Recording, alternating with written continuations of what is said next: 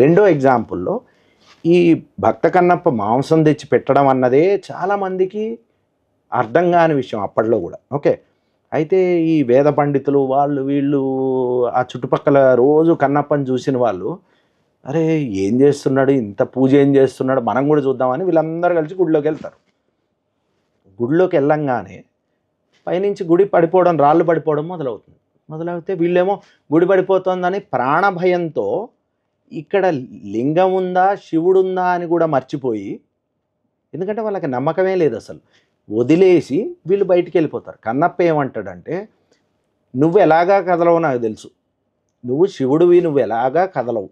Okay, ఆ రాయి వచ్చి నేను ఎత్తి మీద పడ్డా కదలవు నువ్వు. అందుకు నేనేం చేస్తా అంటే, నేను నీ మీద వంగుని ఆ రాయి ఏదో వచ్చి నా నడుము మీద పడ్డ తర్వాత, నా మీద పడ్డ తర్వాత ఏమైనా పడితే నీ మీద పడాలి తప్ప అని చెప్పిన నమ్మిన గొప్ప భక్తుడు కన్నప్ప. అందుకు భక్త కన్నప్పని మనం చెప్పుకుంటాం, మాట్లాడుకుంటాం. ఇలాంటి సినిమాలు తీసి నువ్వు భక్త కన్నప్ప నీకు చేతనైతే నిజంగా జరిగిన స్టోరీని మంచి ఎఫెక్ట్స్తో ఇంత టెక్నాలజీ వాడుకుంటూ దాన్ని ఇంకా బాగా చూపించే ప్రయత్నం చేయకుండా